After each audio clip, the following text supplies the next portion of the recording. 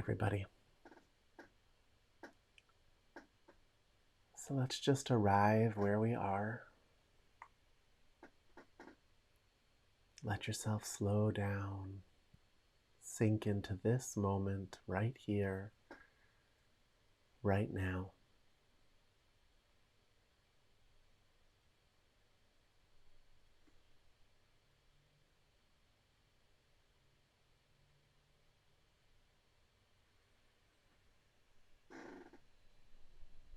Just let it all fall to the floor.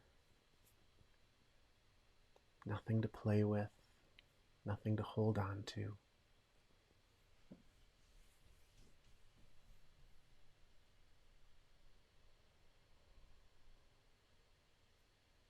Just a complete letting go of the rope.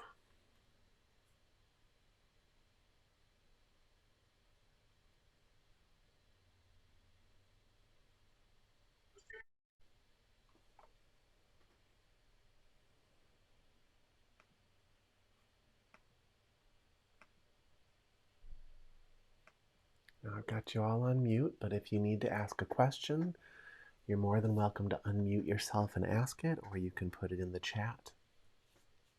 If there's anything anyone would like to talk about tonight or have covered, you're welcome to put it in the chat.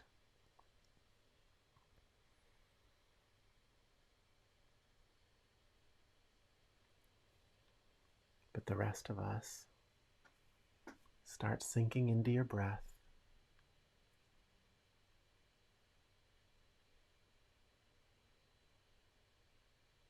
Take your attention off of the stories of your day and just on to what's happening right now in this moment.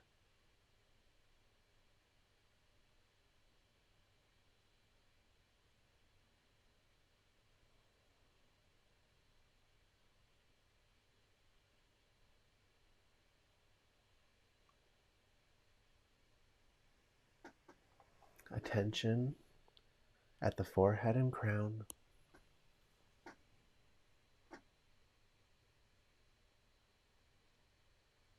And just give yourself more and more to your breath.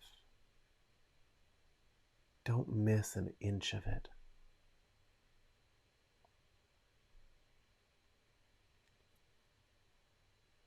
Follow every facet of your breath. The movement in your body, the slight transition in consciousness when the oxygen hits your bloodstream.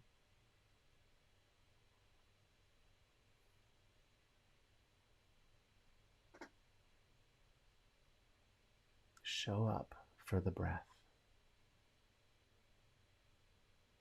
Let's just do that for a while, and then we'll talk a bit.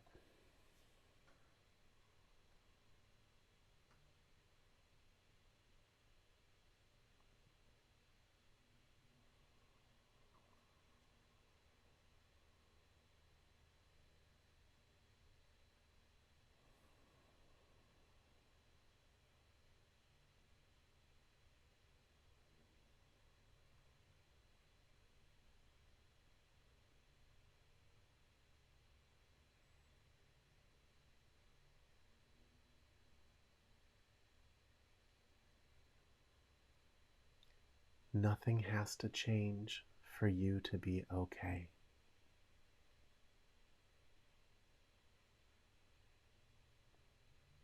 Nothing needs to get healed for you to be okay.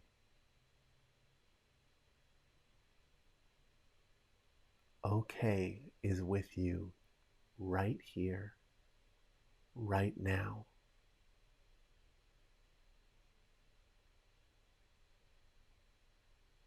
Lift the garment of this busy story off of you and experience okay.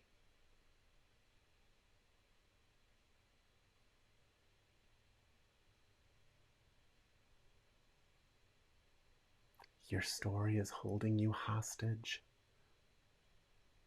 but it's your story, so you're holding you hostage. lift it off of you and drop it to the ground. And then be with what's left as you breathe in, breathe out, and nothing else.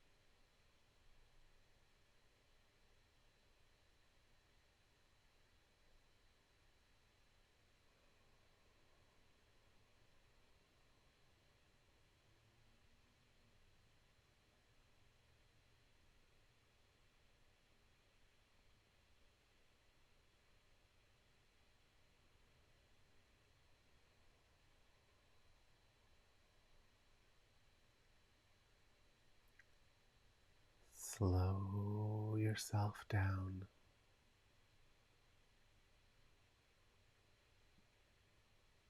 There's nowhere to get to.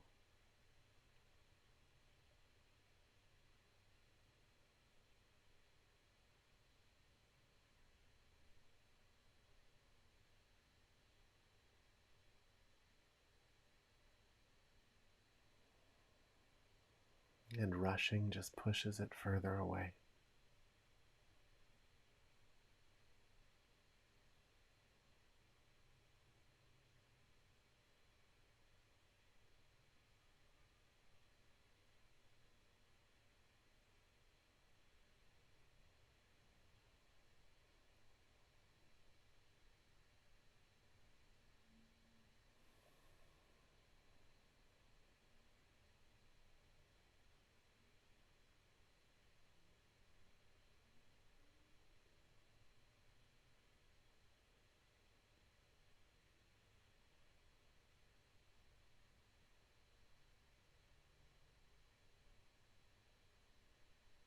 Let go of your concept of time.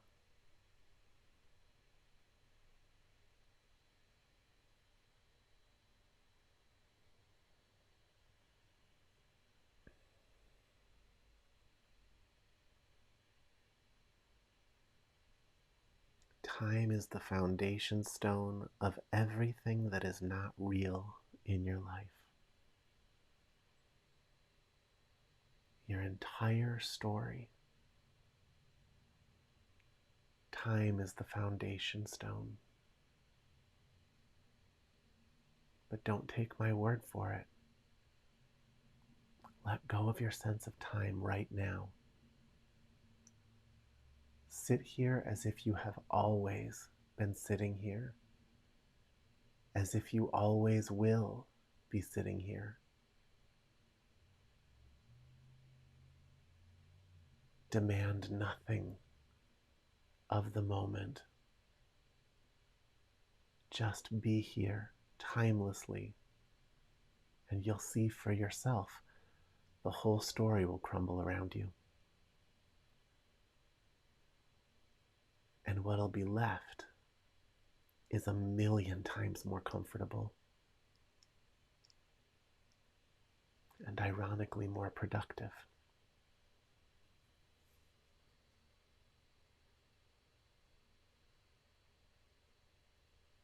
Let it go.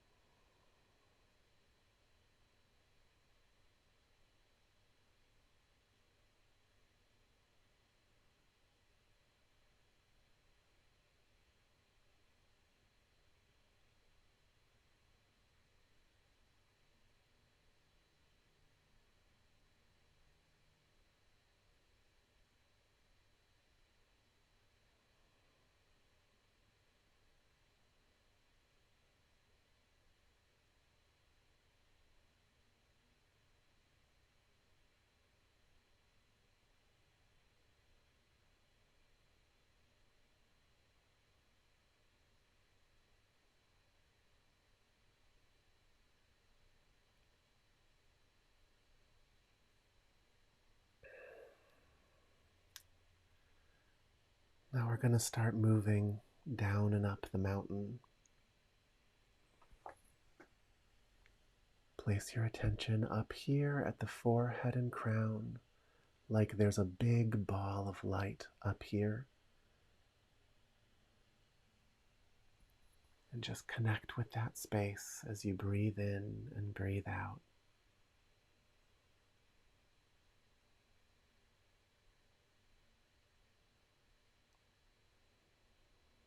And get really still and really clear, because we're going to move that clarity into the lower parts of yourself.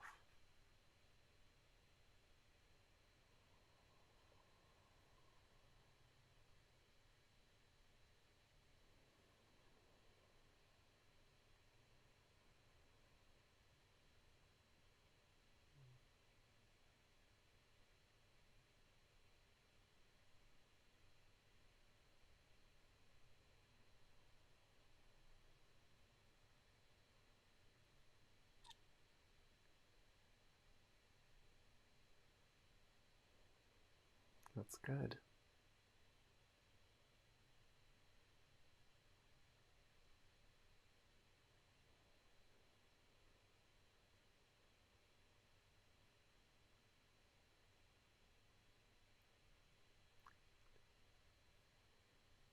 Now on your next inhale, pull that energy down into your heart center, just a ball of light at the heart. And establish yourself there. Make that the center of your consciousness for a while.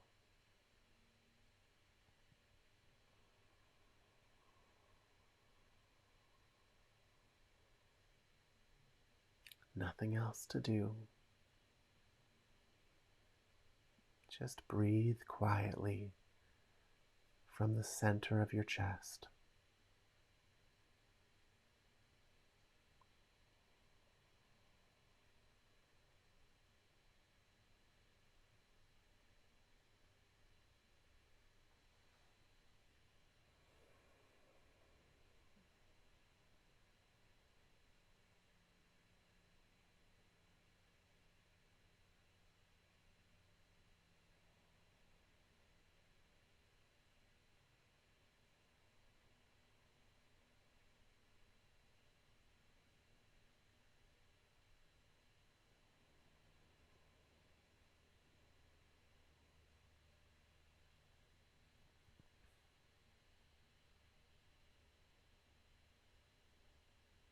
It's okay if there's emotional pain there.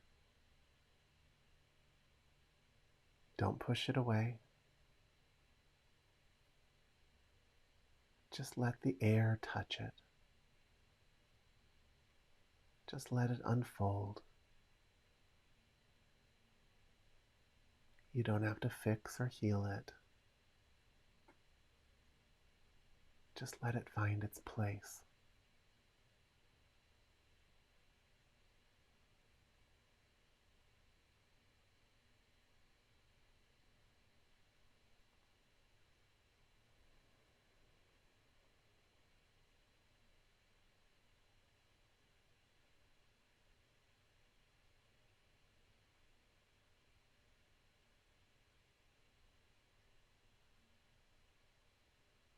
What if it were just completely okay for that to be there?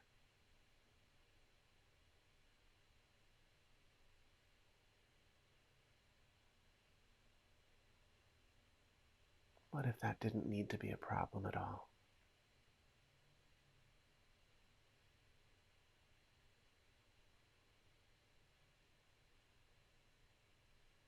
Nothing to judge.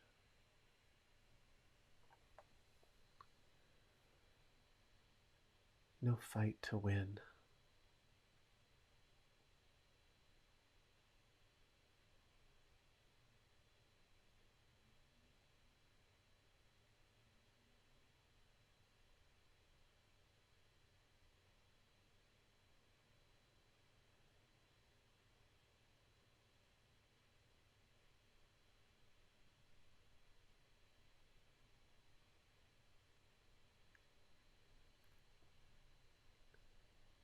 We're all here for such a short time.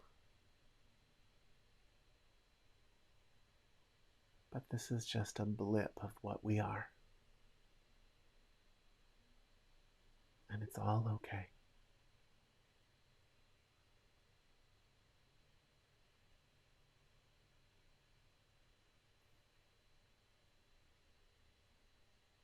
Now on the next inhale,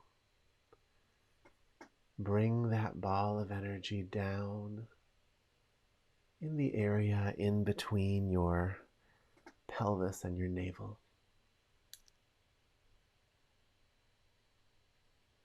Down to the lower center.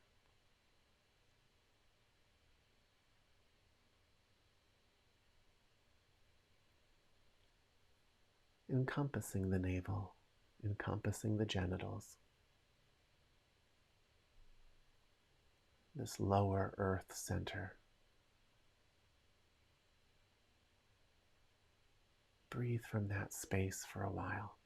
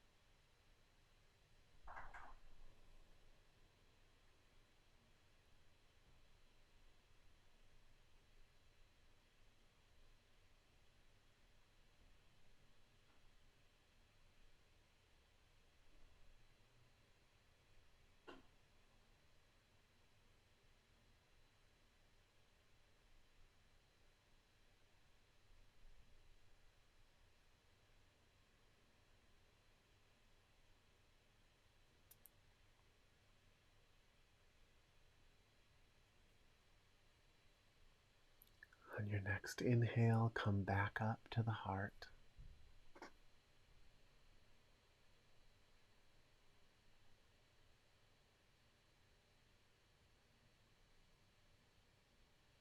Let go of the lower center and really anchor yourself in the heart.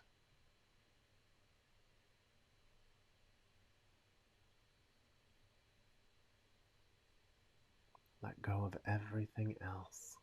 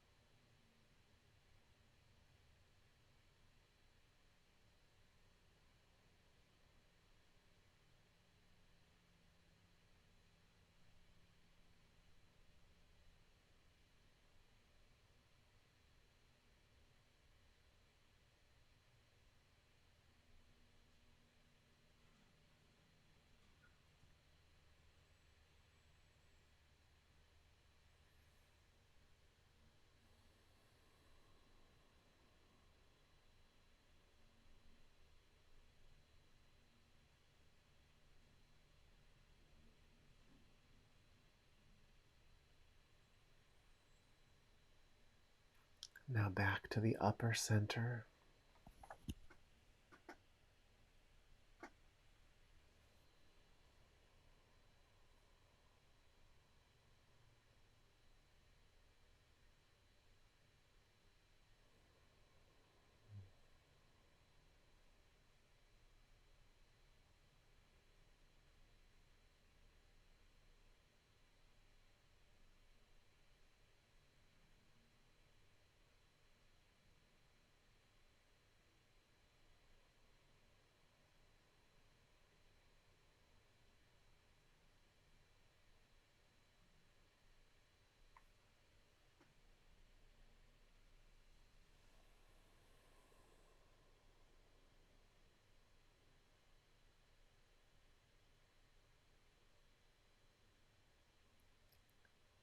Back down to the heart.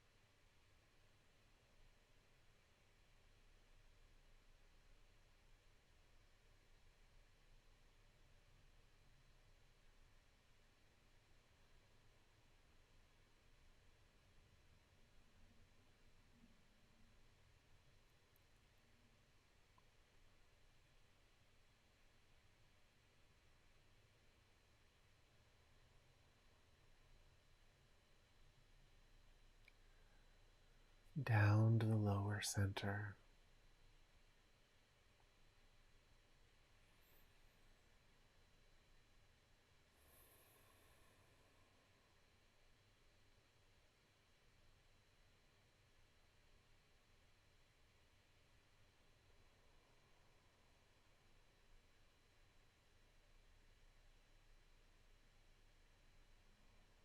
Really let it flow down there. Relax.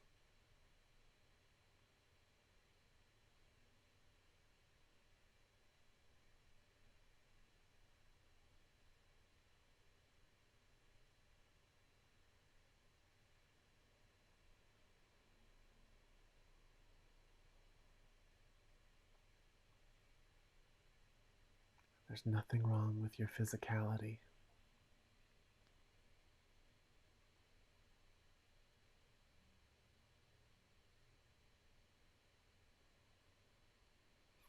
Nothing unspiritual about your physicality.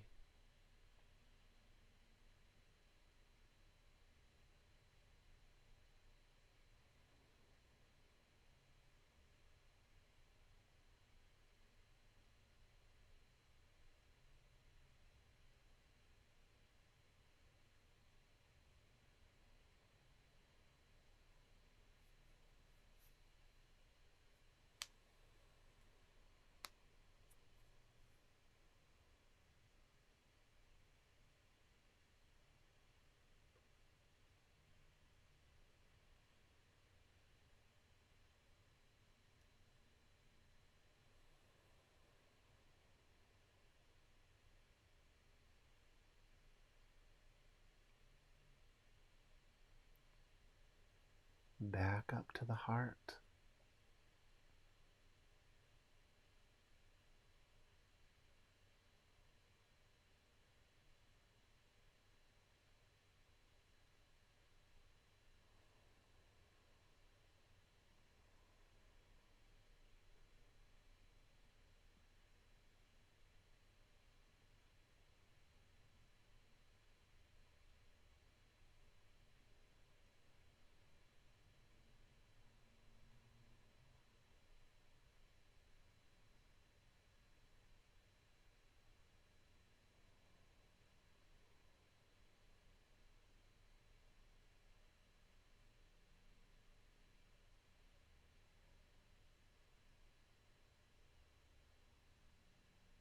And back up to the head, back to the upper center.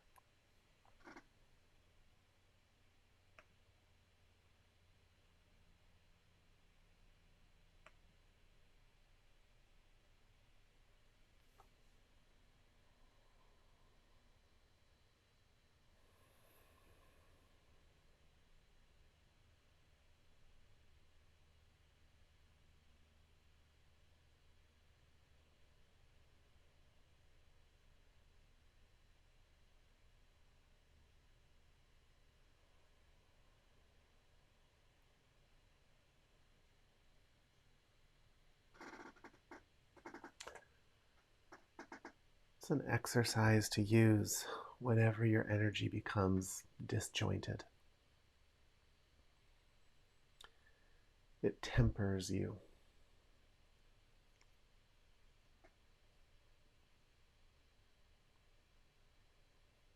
Forces you to play the entire instrument of your body so that all the keys get tuned.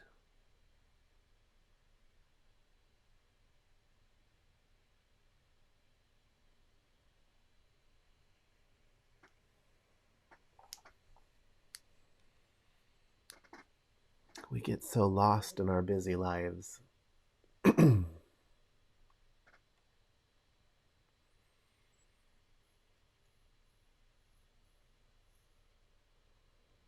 know, it's really all a fairly simple trick, this universe. We get lost in it because it all looks so complicated, and it looks like so much of it is up to us. You know, we notice that the choices that we make things happen.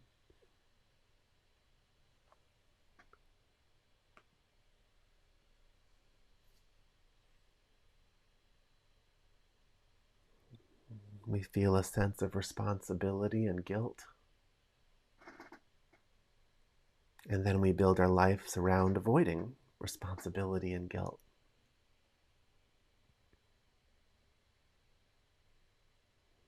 But you still have to move through life. And it's impossible not to make mistakes that tweak other people's lives in negative or positive ways and tweak our own life in negative or positive ways. And so it all just starts to feel like this giant jumble that we're supposed to be in control of, but we're somehow not fully in control of. And what doesn't help is that the world is flooded with spiritual teachings about how much control you have.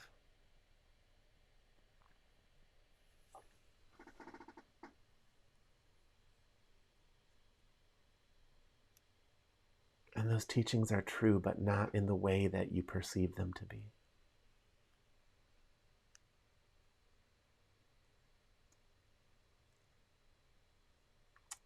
The reality is that this sense of choice that you have, while it is an important mechanism of life, it is a bit of a misunderstanding on your part. You don't actually have choice in the way that you think you do. We've been trained differently. We've been trained that we have all this free will and therefore are worthy of punishment if we live against some principle, and worthy of reward if we exercise our choice properly. And you are rewarded for choices you make and punished for choices you make. And so it all seems to fall into place. And yet it's really overwhelming because on a deeper level, anyone who's gotten to the age that any of you or I have gotten to knows that whenever you try and actually exercise choice, nothing is set up for you to be able to do that. You try and make changes based on what's important to somebody else, and you find you can't do it. You can do it for a little while, but there's something fundamental in you that always brings you back to the moment before you made the new decision.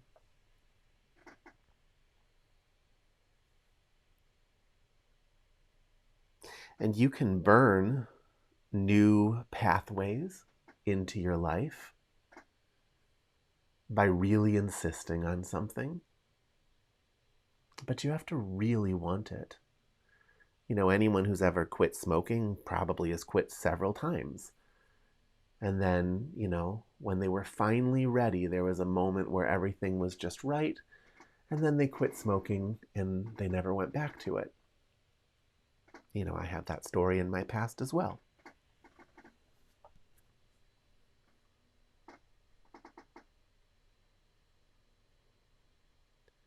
But it was because the events of life had taken me to a point where I really did want it. I wanted it more than I didn't want the pain of withdrawal. But see, here's the problem. You don't get to choose what you want. There's this lie saying you get to choose what you do, but what you do is always going to be informed and driven by your deepest wants.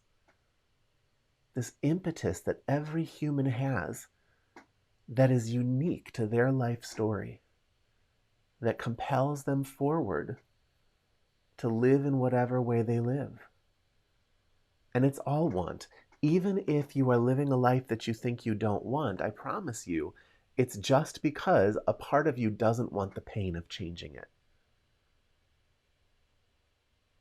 It all comes down to pleasure and pain. You're seeking pleasure and you're avoiding pain. And it's all tied into your wants, and your wants are something you never chose.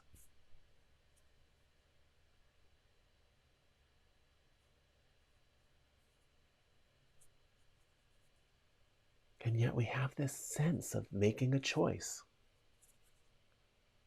We have this sense of the burden of choice.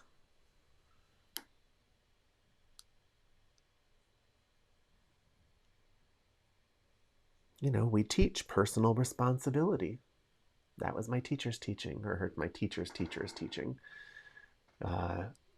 that the cost of freedom is absolute responsibility. It's total responsibility. That's the cost of freedom. You can't blame your life on anybody or anything else. And yet when you go to look, I mean, just look at it. How much choice do you really have?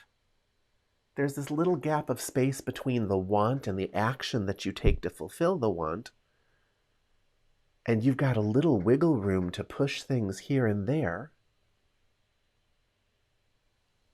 But you're not controlling your wants. And yet you live as if you have that power. You live as if you have that choice. And it's part of the mechanism of life. You're supposed to feel that way. It's so ingrained that even after me saying this, it's not really going to change much for you.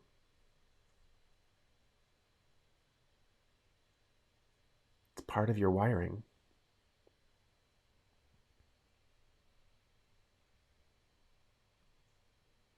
What is responsibility without choice?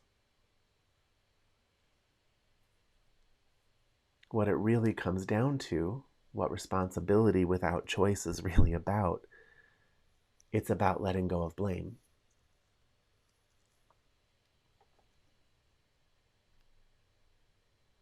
It's about surrender.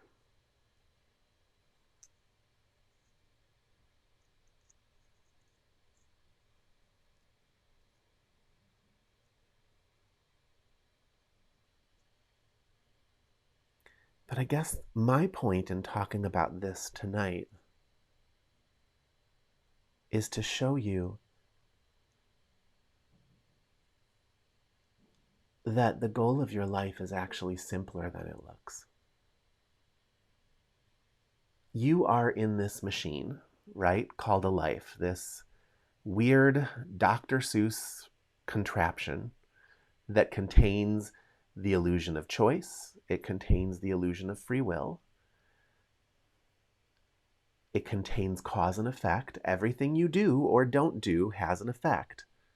It matters what you do.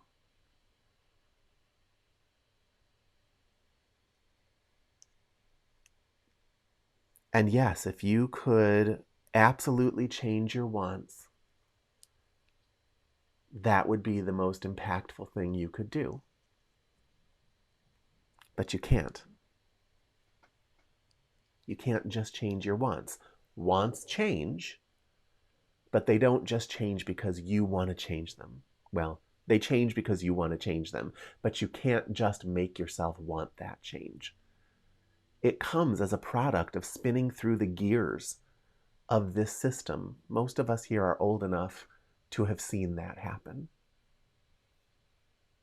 That maturity that just builds on its own somehow over time. And suddenly things you weren't capable of in your 20s, you're capable of in your 50s.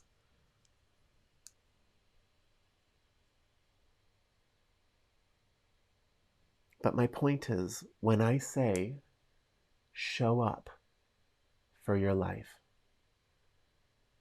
to stop hiding,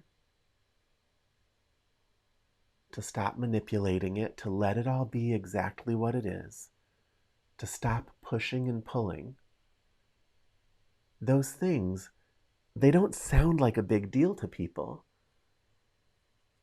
Because it's like, oh, who has the luxury to work on that? I'm so busy creating my life. But you're not. You're not. You're just rolling down the hills of your fears and your desires and your innate wants. The only thing there is to do is be present for it. Now, here's the funniest part. It's being present for it that changes it. It's being present for it that hastens your maturity, that hastens your compassion, that hastens your awareness and your ability. But it's a hands-off approach. You can't just grab onto it and say, be different. It starts with you showing up with no judgment, letting it be exactly what it is, and letting it sit in the space with you.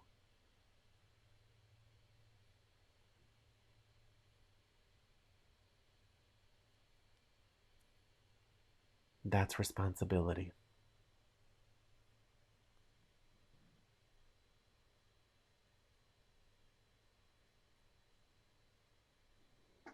And even that is not really a choice that people can just make, but it's a choice you can make. You're showing up weekly for a class like this. So at whatever point you are in this zany machine, you've reached a phase where you can hear this and where this can start pulling on your consciousness a little bit. It starts small, 5 minutes here and there, 15 minutes of sitting down and sucking at meditation, just so that you can simplify the environment that you're showing up for. But then you learn that as a skill, and you start bringing it into your life, and you start noticing that it enhances pleasure and reduces pain. And so that speaks to all those mechanisms inside of you and changes what kind of choices you make. And in your awareness, you start to notice just how just by being that, you alter the people around you. You create new options for them just through living in that way.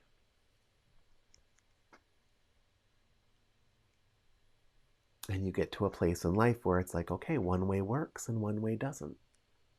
And you've seen it. Your body-mind complex knows it.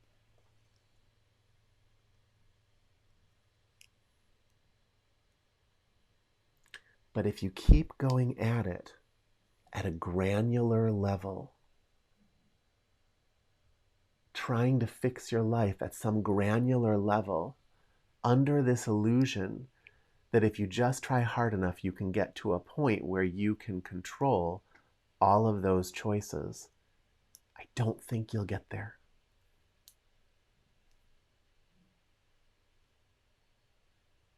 That place where everything flows is the byproduct of acceptance.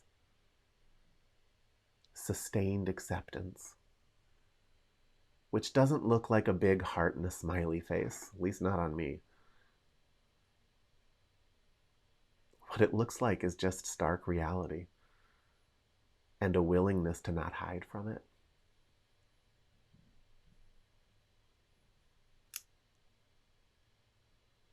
The showing up that we've been talking about for months.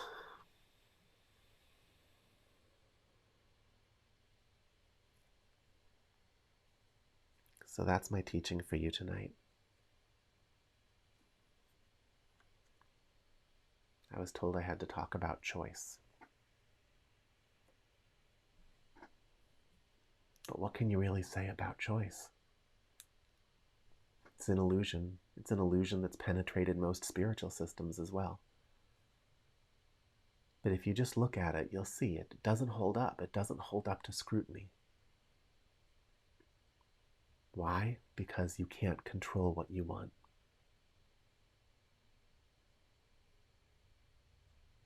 So don't bother beating yourself up. Don't bother beating anyone else up. And when you're planning your road forward, plan it according to what you can actually do. You can show up, and you can accept, and you can be present.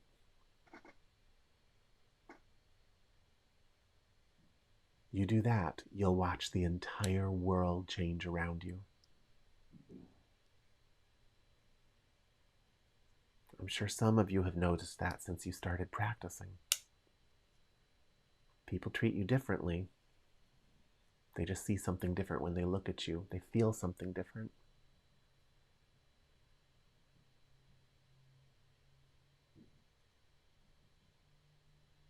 And it's not all roses. For some people, it'll make them very uncomfortable. I make people very uncomfortable. You know, my presence makes them question everything they've done.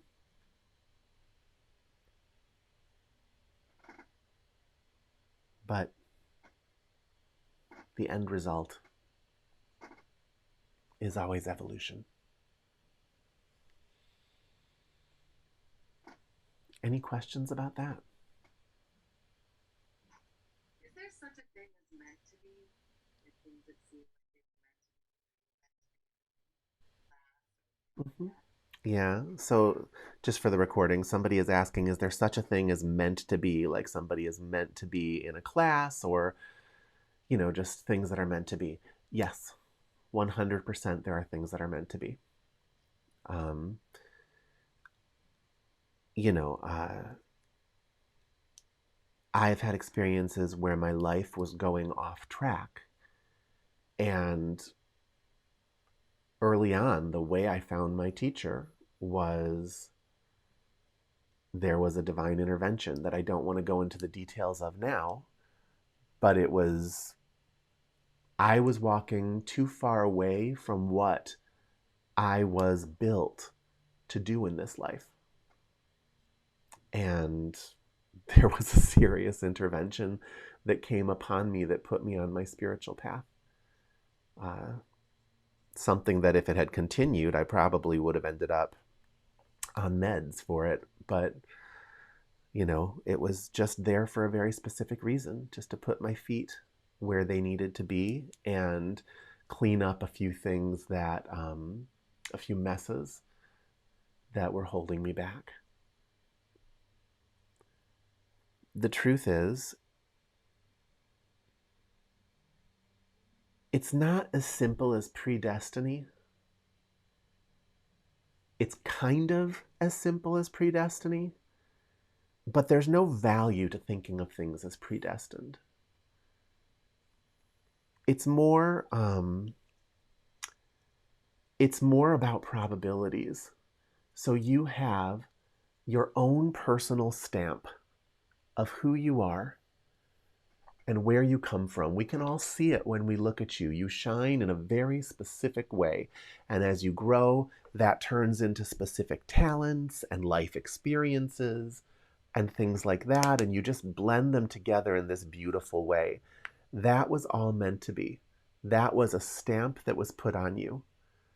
But when you then drop that little marble into this giant universe, you have a bunch of different things trying to live out their fingerprints. And so they're bumping into each other in different ways. And there are multiple different ways that those things can come together. And they don't always come together in their highest way. If you're really tuned in and paying attention, you gain this sense of timing. And if you've been practicing spiritually, you gain this level that you're not willing to fall below. That's probably one of the best things spiritual life gives you, is you start feeling better and you start to notice that you don't have to feel bad. And so you draw this line in the sand where if life starts taking you below it, everything in your machinery says, nope, got to make a change, got to make a change. Everything you experience puts its own stamp on you, and so you learn and grow. But there are fate patterns that move through life that you will not be able to escape. Some of them you can tweak. Others, you won't be able to escape them. Me sitting here and talking to you tonight, I would not have been able to escape this fate pattern. I was starting to accidentally escape it, and life came in and said, nope. Not even in a painful way. It's one of the least painful lessons I ever learned. But yeah, there are fate patterns. Living as if it's up to you has its utility.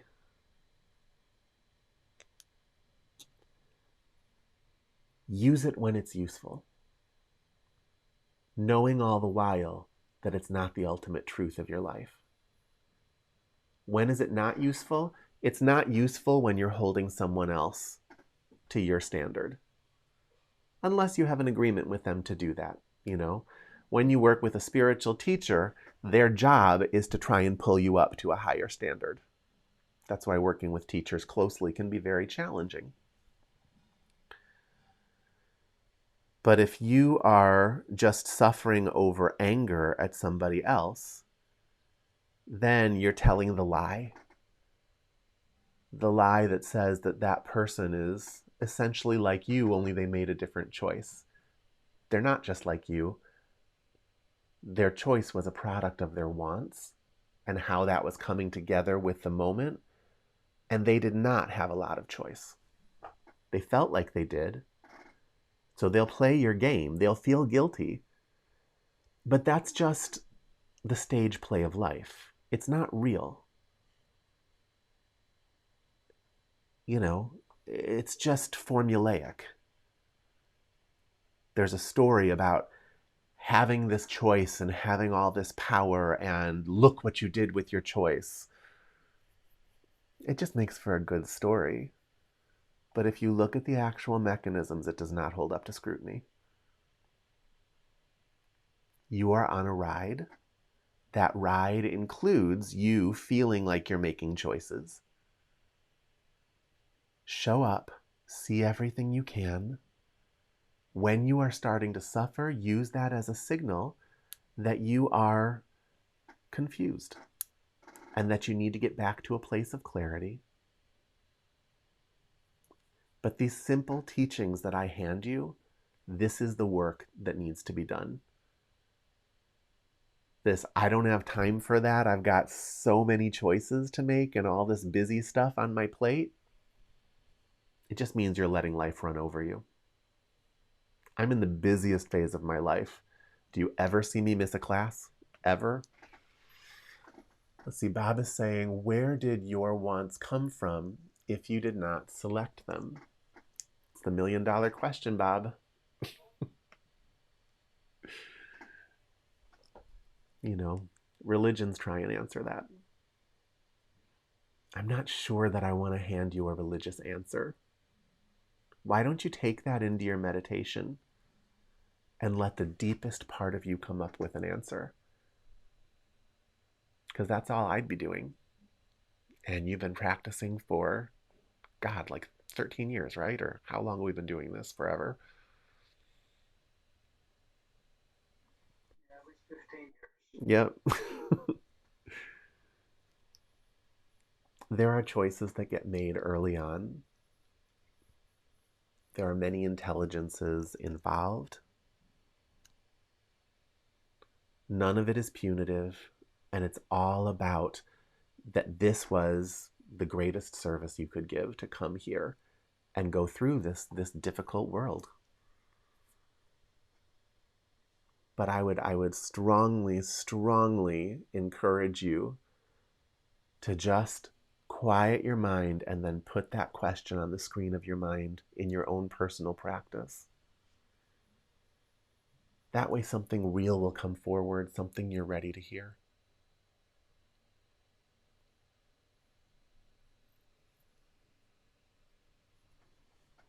All right, everybody. Any other questions I can evade?